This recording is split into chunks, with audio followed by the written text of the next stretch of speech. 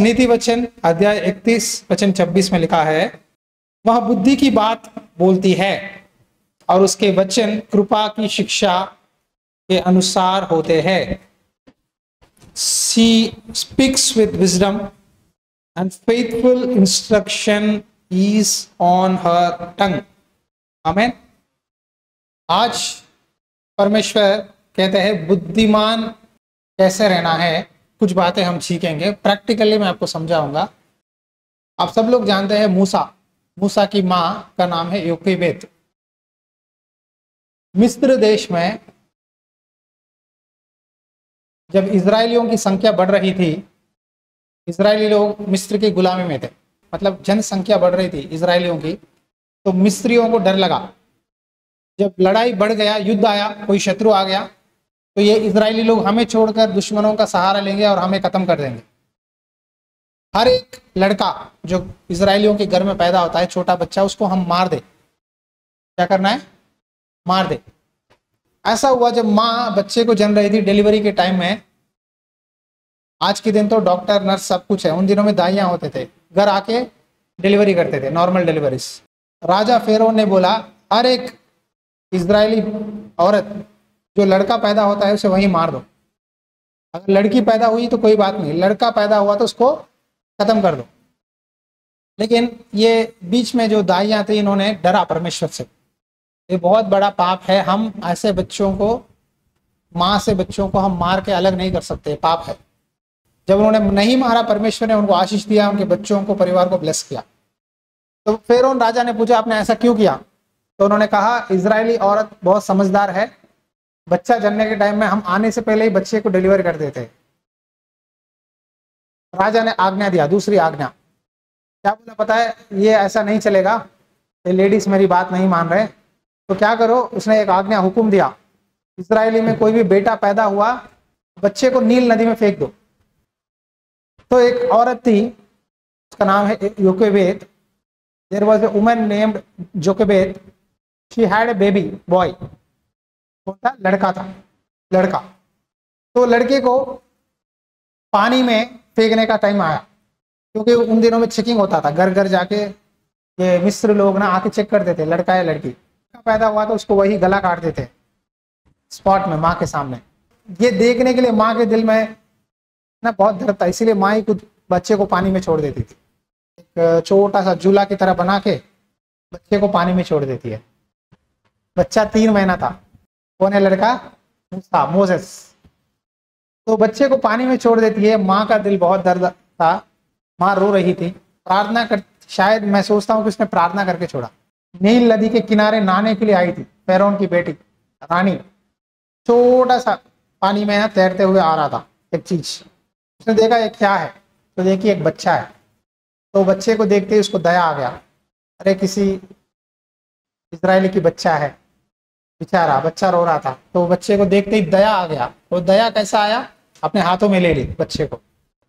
उसी समय वो माँ है ना जो पानी में छोड़ दी, उसकी बड़ी बेटी थी, वो देखते देखते पीछे पीछे आ रही थी कि बच्चा कहाँ जाएगा।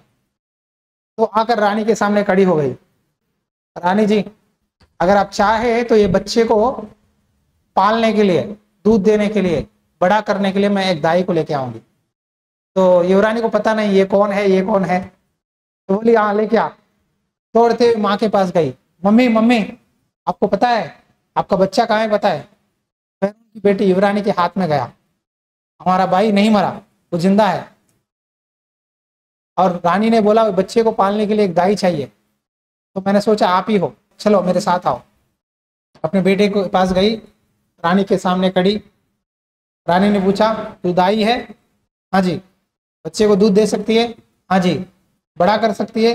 हाँ जी। तो सारे काम बच्चे को करके बड़ा करके फिर मेरे पास राजमहल में भेजना। वचन में लिखा है मूसा को उसने पानी में से निकाला, इसीलिए उसका नाम मूसा रखा। आपको पता है बाद में मूसा बहुत बड़ा अधिकारी, लीडर, भविष्यवक्ता, प्रभु का दास बना। देखो परमेश्वर सब कुछ देखता है। यहाँ एक माँ रो रही थी कि मेरा बच्चा क्या हो जाएगा, लेकिन उसने प्रार्थना करके भरोसे से बच्चे को छोड़ दिया। छोड़ने के बाद परमेश्वर ने उसको खाली हाथ नहीं दिया। पहले तो बच्चे को पालने के लिए डर रही थी, लेकिन बाद में पैसे लेकर बच्चे को पालने लगी, पूरा अधिकार आ गया। तो बच्चे को पूरा सिखाने लगी बचपन से, बेटा मैं तेरी माँ हूँ, ये तेरे पिता है, हम सब लोग गुलामी में हैं। सारे बातें मूसा को बचपन से सिखा रही थी। मूसा ऐसा आदमी है, वो लड़ाई कर सकता है, लीडरशिप कर सकता है, कुछ भी कर सकता है, इतना ट्रेनिंग उसको मिला पैदाइशी से लेकर। एक तरफ मिस्रियों की कल्चर पता है, एक दूसरी तरफ इजरायलियों का कल्चर पता है, दो कल्चर पता है मूसा को। उसे पता है कौन जिंदा परमेश्वर है।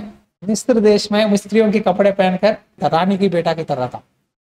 देखो परमेश्वर कभी कभी हमें कुछ जगहों में कुछ लोगों के बीच में भिजाता है कि हम सब कुछ सीखे।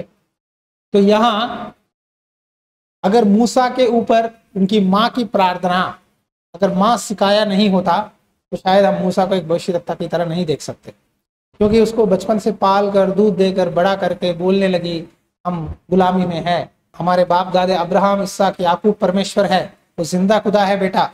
यूसुफ के बाद हम गुलामी में चले गए, जब यूसुफ मर गया तो ये सारे मिस्त्रियों ने हमें क्या किया, दबाव डाला, प्रेशर डाला, हमें गुलामी में ले लिए। ये सारी बातें मूसा को बोल रही थी, सिखा रही थी, इसीलिए मूसा सब कुछ जानता है। हालेलुया। एक माँ अपने बच्चों को सिखाती है, बोलिए, माँ अपने बच्चों को सही और गलत सब कुछ बताती है। Mother will tell her children everything what is good and bad. A godly mother will tell about spiritual experience with God. क्या बोला मैंने? एक प्रार्थना करने वाली माँ अपने बच्चों को बताती है कि प्रभु से मैं कैसे प्रार्थना करती हूँ, कैसे मैं चलते आई, कैसे हम प्रभु को माने, कैसे प्रभु में आए। हम अपने बच्चों को बताना है। सभी लोगों को बोल रहा हूँ, आप अपने बच्चों को बताओ, पिताजी और माँ, fathers and mothers, please share your testimony to your childrens, how you came from which background you came, how you came to Christ, how you believe Jesus. Testimony your children should know. आपकी गवाही आपके बच्चों को पता चलना है, आपके परिवार को पता चलना है, आपके रिश्तेदारों को पता चलना है, आप किधर से कहाँ आए, वो नींव जरूरी है। इसीलिए वचन में लिखा है, दूसरी तिमोथी अध्याय 1 में वचन 5 और 6, मुझे उस निष्कपट विश्वास की सुधि आती है जो पहले तेरे नानी लोई और तेरी माता यूनेके में था, और मुझे निश्चय है कि तुझ में भी है। हालेलुया।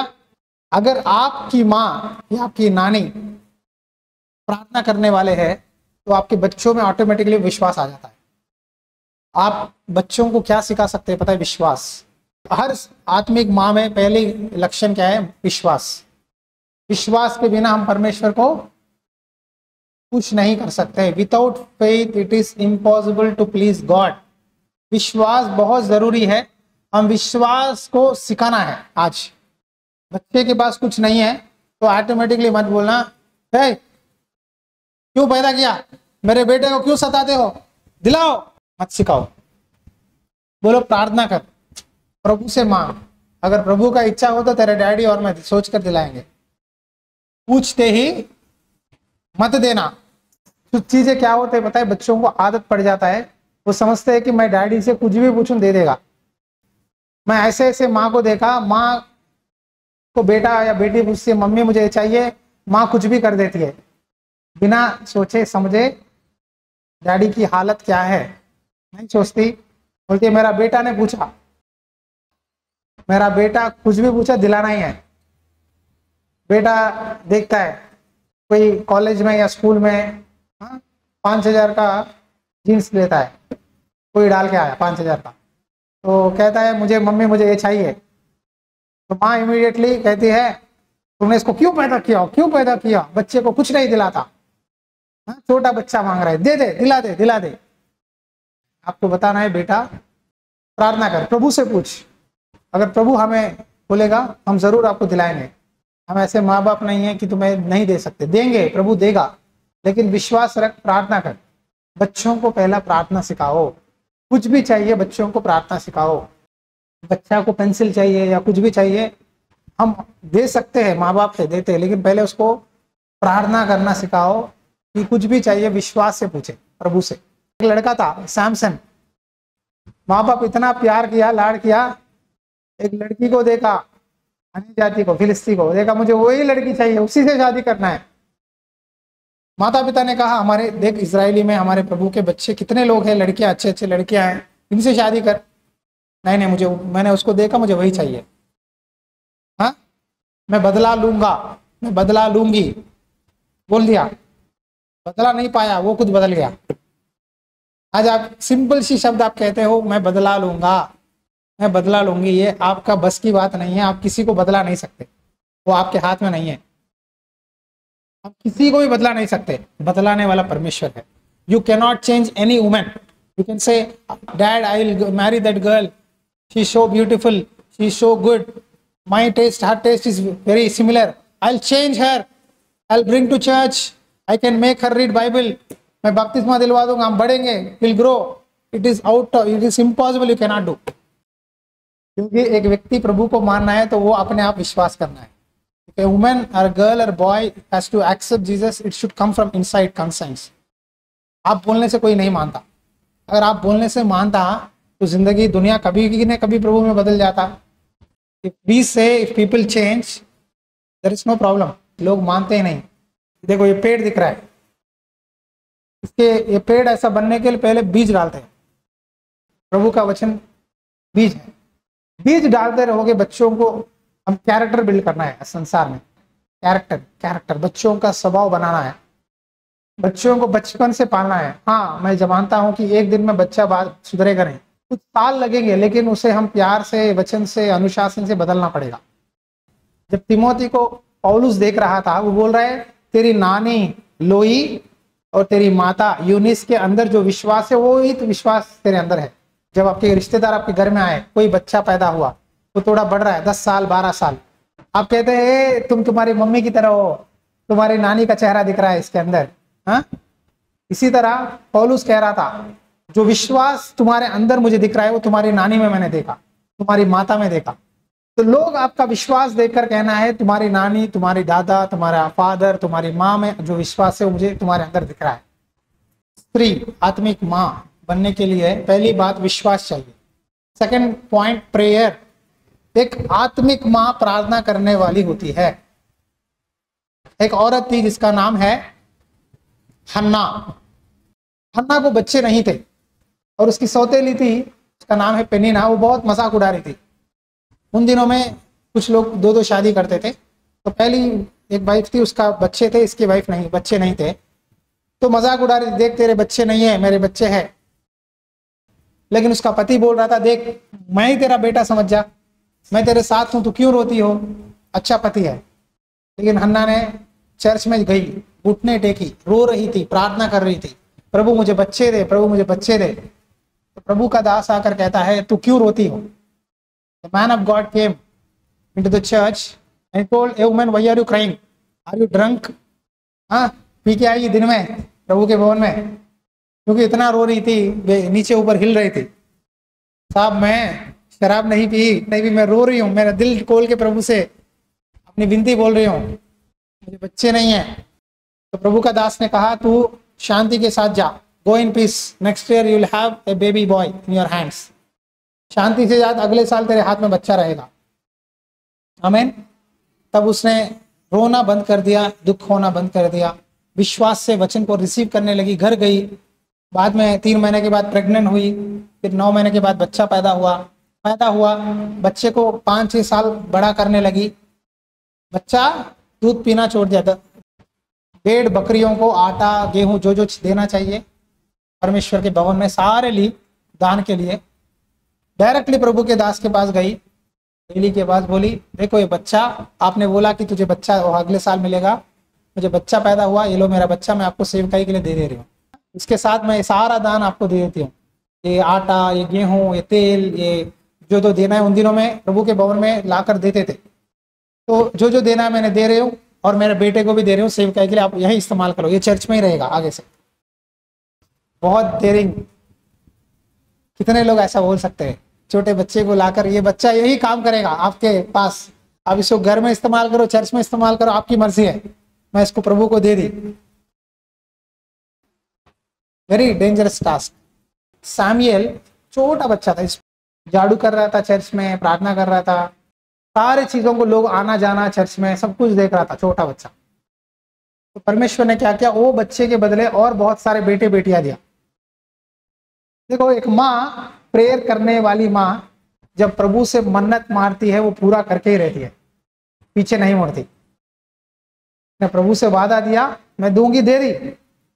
मुझे सबसे सरप्राइजिंग बात यही है कि ऐसे कैसे कर सकती है, लेकिन मैंने देखा 2 लड़कों को, एक माँ, मैं एक चर्च में बिलीवर की तरह था, बच्चे बड़े हुए 8 साल के बच्चे, बोले हम नहीं पढ़ेंगे, मुझे पढ़ाई की इंटरेस्ट नहीं है। तो दोनों बच्चों को माँ क्या की बताए, प्रभु के पास्टर से बोलने लगी, पास्टर जी प्रार्थना करो। 1 साल 2 साल के बाद पास्टर जी भी प्रार्थना करने लगे, तो माँ बोली 2 बच्चों को अब सेवकाई मिलेगी, दे दी। वो बच्चे अब सेवकाई करते हैं, अब 14 साल 15 साल हो गए, झाड़ू करते, पोछा करते, पास्टर जी के घर जाते, काम करते, सब कुछ करते, A to Z चर्च में रहते। वो बच्चों को देने के बाद उनका फाइनेंस बहुत बढ़ गया। पहले बहुत गरीबी में थे, अब अच्छे पोजीशन में आए, और वो आज ही दे रहा है। संडे संडे माँ देखती है बेटे को, बच्चा चर्च में रहता है।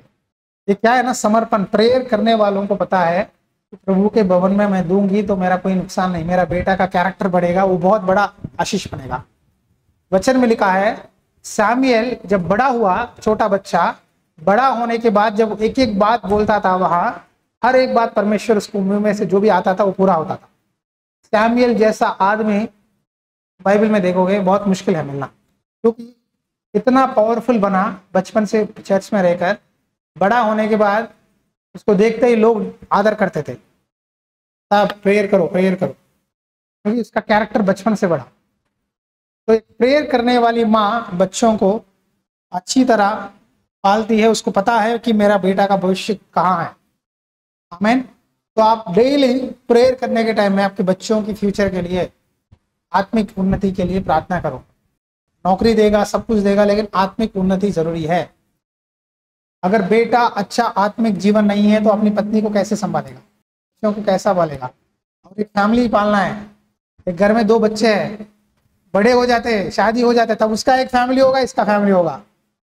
हाँ, तो बहुत जरूरी है आप अपने बच्चों के लिए अभी से प्रार्थना करो कि बच्चे का कैरेक्टर, नेचर, स्वभाव अच्छा रहे।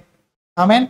यदि आप इस वचन से आशीषित पाए हैं, अपने दोस्तों को, मसीही भाई बहनों को शेयर करें। चर्च के कंस्ट्रक्शन के काम में प्रभु प्रेरणा दे तो जरूर अपना दान बेचकर इस सेवकाई में आप अपना सहयोग दे। प्रभु आपको आशीष दे।